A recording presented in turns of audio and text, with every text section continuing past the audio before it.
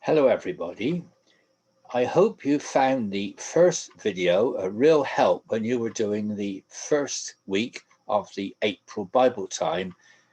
And we're now coming to the video for the second week, which is based particularly on all that happened on the very first Good Friday, perhaps one of the most important times ever in the history of the world. So I'm going to share my screen so we can begin to see the story and all that happened on that very first Good Friday. You remember that we had a character for our first week. The character this week is Pilate, the Roman governor. Last week, we talked about Judas Iscariot, and you remember how he betrayed Jesus. You remember that because of Judas betraying Jesus in the Garden of Gethsemane, Jesus was arrested and he was taken away by a mob of soldiers and religious leaders and all sorts of troublemakers. He was taken away to be tried. First of all, he was taken by the religious leaders and he had to stand before the high priest. This was the trial by the religious leaders. We think that this was sometime in the middle of the night. But the religious leaders wanted to get rid of Jesus, and the only way they could think of getting rid of him was to put him to death. But they didn't have the power or the authority to do that. Only the Romans, who controlled the country, would do that.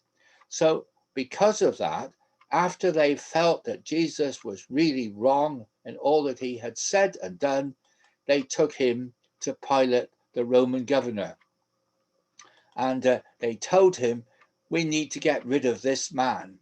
We don't like some of the things that he says. And he claims that he's the Son of God. It's blasphemous. We must be rid of him. Pilate didn't understand all that they were saying. So he spoke to Jesus and he said, are you really the Son of God? And are you the King of the Jews?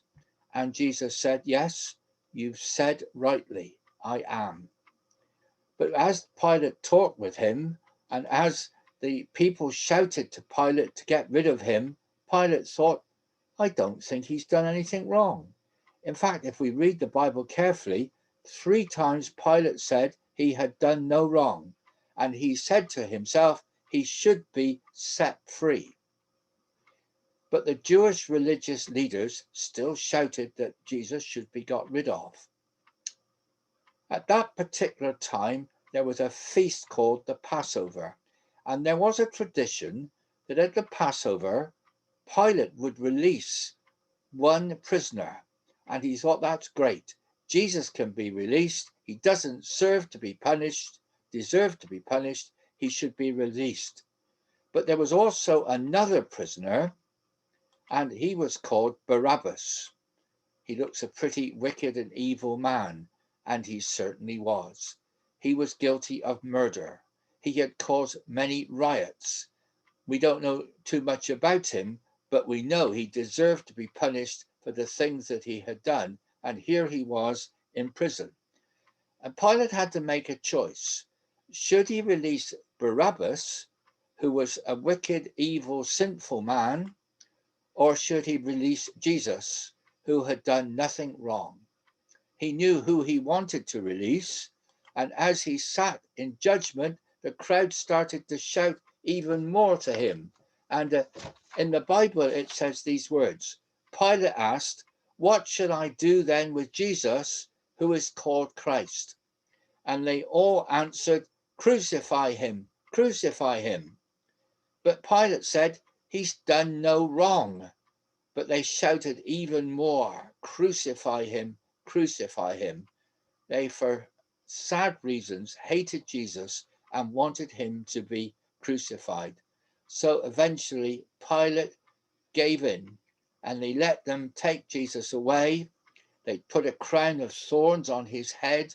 They put this robe on him and they mocked him and they pretended he was a king and they really treated him very cruelly indeed. But then he was led out to be crucified. We think he probably had to carry the cross for some distance, but he was very weak and somebody else had to help him. Some of his followers were so upset. They wanted Jesus to be free because he was such a good man. He'd done so many wonderful miracles. He taught the people wonderful truths, and they knew that he should have done nothing wrong. But unfortunately, they took him out to this place called Calvary. The Bible calls it also Golgotha, a place of a skull. And that's where they were going to crucify Jesus. And eventually they put him on a cross and Jesus died. Above the cross, they wrote these words, Jesus of Nazareth, the King of the Jews.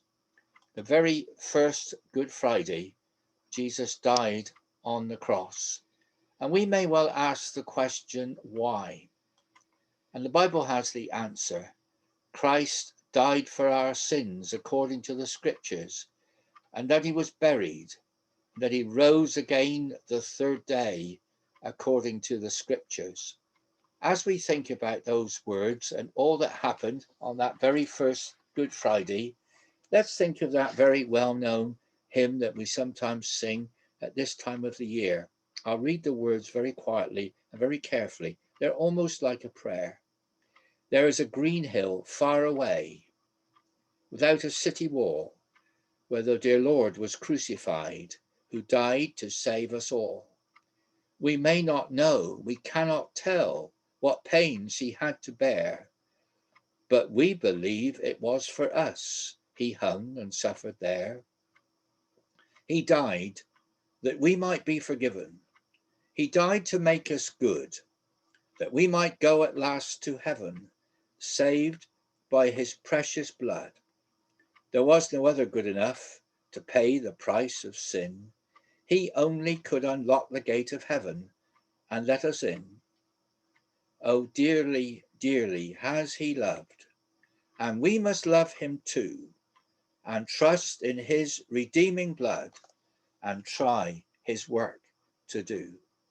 I hope you have a good Easter, you'll have a good holiday, but most of all, you'll think about the true meaning of Easter and all that happened on that very first Good Friday when Jesus was put to death for our sins.